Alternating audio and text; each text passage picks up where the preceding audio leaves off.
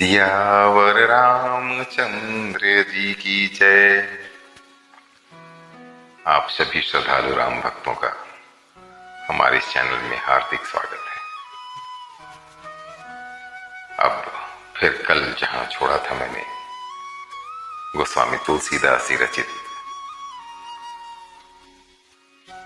श्री रामचरितमानस की पंक्तियों को वहां से फिर उन्हें पकड़ता हूं और आगे आपके साथ हम लोग उसका ध्यान करते हैं, मनन करते हैं।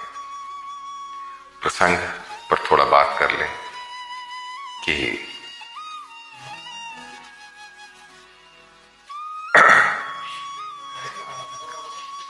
बहुत तपस्या करने के बाद मनु और शत्रुपा जी को भगवान ने आकाशवाणी में बताया। उन्हें जो उनकी काया जर्जर हो गई थी, काफी दुबली पतली हो गई थी, वो ठीक किया और अंततः दर्शन देने आ भी गए। उसी में से उनके उस रूप का वर्णन कल कुछ किया था। आगे केहरि कंधर चारु जनेऊ, बाहु विभूषण सुंदर तेऊ, करिकर सरिस सुभग भुज दंडा, कटिनी संग कर सर को दंडा। सींग की सी गर्दन थी, सुंदर जनेऊ था, भुजाओं में जो गहने थे वे भी सुंदर थे। हाथी की सूंड के समान उतार चढ़ाव वाले सुंदर भुजदंड थे। कमर में तरकस और हाथ में बाण और धनुष शोभा पा रहे थे। तड़ित बिनिंदक पीत पटा, उदर रेख बरतीन, नाभि मनोहर लेति जनु, जमुन भंवर छवि थीन। पीतांबर बिजली को लजाने वाला था। पेट पर सुंदर 3 रेखाएं त्रिबुली थीं। नाभि ऐसी मनोहर थी मानो यमुना जी के भंवरों की छवि को छीने लेती। वास्तव में गोस्वामी तुलसीदास जी का ये जो वर्णन है एक पुरुष रूप का, इस तरह से वर्णन तो अच्छे अच्छे कवि और लेखक सुंदर स्त्रियों का नहीं कर पाते जो गोस्वामी तुलसीदास जी ने प्रभु श्री राम के स्वरूप का वर्णन किया। स्वर्ण वर्ण का प्रकाश में पीतांबर बिजली को लजाने वाला था। पेट पर सुंदर 3 रेखाएं थी। नाभि ऐसी मनोहर थी मानो यमुना जी के भंवरों की छवि को छीन लेती। पदराजीव बरनी नहीं जाही, मुनि मन मधुप बसह जैन माही। वाम भाग शोभती अनुकूला, आदि शक्ति छवि निधि जगमूला। जिनमें मुनियों के मन रूपी भंवरे बसते हैं, भगवान के उन चरण कमलों का तो वर्णन ही नहीं किया सकता। भगवान के बाएं भाग में सदा अनुकूल रहने वाली शोभा की राशि, जगत की मूल कारण रूपा आदि शक्ति श्री जानकी जी सुशोभित हैं। जासु अंश उपजहि गुण खानी, अगणित लच्छी उमा ब्रह्मानी। भ्रिकुटी विलास जासु जग होई, राम बाम दिशि सीता सोई। जिनके अंश से गुणों की खान अगणित लक्ष्मी, पार्वती और ब्रह्माणी त्रिदेवों की शक्तियां उत्पन्न होती हैं तथा जिनकी भौं के इशारे से ही जगत की रचना हो जाती है, वही भगवान की स्वरूपा शक्ति श्री सीता जी श्री रामचंद्र जी की बाईं ओर स्थित है। इस रूप में मनु जी और शत्रुपा जी ने देखा। छवि समुद्र हरि रूप बिलो की, एक टक रहे नयन पटरो की। चितवहि सादर रूप अनूपा, तृप्त न मानहि मनु शतरूपा। शोभा के समुद्र श्री हरि के रूप को देखकर मनु शतरूपा नेत्रों के पट पलकें रोके हुए एक टक यानी स्तब्ध रह गए। किंग कर्तव्य विमूढ़, क्या करें। उस अनुपम रूप को वे आदर से ही देख रहे थे और देखते देखते अघाते ही न थे। हरस बस तन दशा भुलानी, परे दंड इव गही पद पानी। सिर पर से प्रभु निज कर कंजा, तुरत उठाए करुणा पुंजा। आनंद के अधिक वश में हो जाने के कारण उन्हें अपने शरीर की सुधि भूल गई। वे हाथों से भगवान के चरण पकड़कर दंड की तरह सीधे भूमि पर गिर पड़े। कृपा की राशि प्रभु ने अपने कर कमलों से उनके मस्तकों का स्पर्श किया और उन्हें तुरंत ही उठा लिया। बोले कृपा निधान पुनि, अति प्रसन्न मोहिजान। मांगहु बर जोई भाव मन, महादानी अनुमान।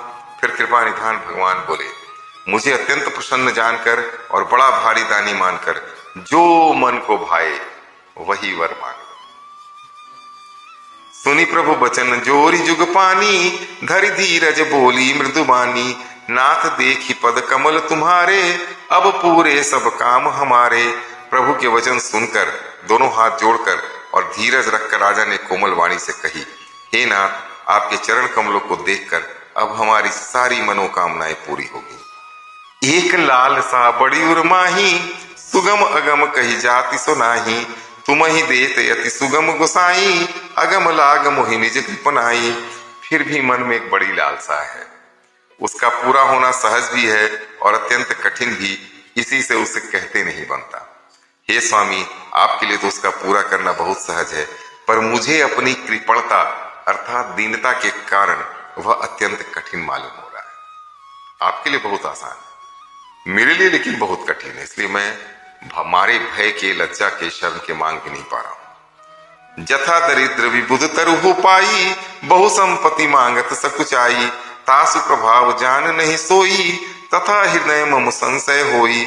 जैसे कोई दरिद्र कल्प वृक्ष को पाकर भी अधिक द्रव्य मांगने में संकोच करता है, उसकी क्षमता ही नहीं है, क्योंकि वो उसके प्रभाव को नहीं जानता, वैसे ही मेरे हृदय में संशय हो रहा है। सो तुम जानहु अंतर जामी, पुरहु मोर मनोरथ स्वामी। सकुच बिहाई मांगु नृप मोही, मोरे नहीं अदेय कछु तोही। हे स्वामी, आप अंतर्यामी, इसलिए उसे जानते ही हैं, मेरा वह मनोरथ पूरा कीजिए। भगवान ने कहा, हे राजन, संकोच छोड़कर मुझसे मांगो, तुम्हें न दे सकूं ऐसा मेरे पास कुछ भी नहीं है। दानी शिरोमणि कृपा निधि, नाथ कहूं सती भाव। चाहूं तुम्हें समान सुत, प्रभु सन कवन दुराव। हे दानियों के शिरोमणि, हे कृपा निधान, हे नाथ, मैं अपने मन का सच्चा भाव कहता हूं कि मैं आपके समान पुत्र चाहता हूं। प्रभु से भला क्या छिपाना। देखी प्रीति सुनी वचन अमोले, एव मस्तु करुणा निधि बोले। आप सरिस खोजाऊं कह जाई, निपताओ तनय होब मैं आई। राजा की प्रीति देखकर, उनके अमूल्य वचन सुनकर करुणा निधान भगवान बोले, ऐसा ही हो। हे राजन, मैं अपने समान दूसरा कहां जाकर खोजूं, अतः स्वयं ही आकर तुम्हारा पुत्र बनूंगा। कि मेरे जैसा तो और कोई दूसरा है ही नहीं, तो मैं खुद ही बन जाऊंगा। सतरूप ही बिलो की कर जोड़े, देवी मांगु बर जो रुचि तोरे। जो बरुनाथ चतुर नृप मागा, सोई कृपाल मोहि अति प्रिय लागा। सतरूपा जी को हाथ जोड़कर भगवान ने कहा, हे देवी, तुम्हारी जो इच्छा है सो वर मांग लो। शत्रुपा ने कहा, हे नाथ, चतुर राजा ने जो वर मांगा, हे कृपालु, वह मुझे बहुत ही प्रिय लगा।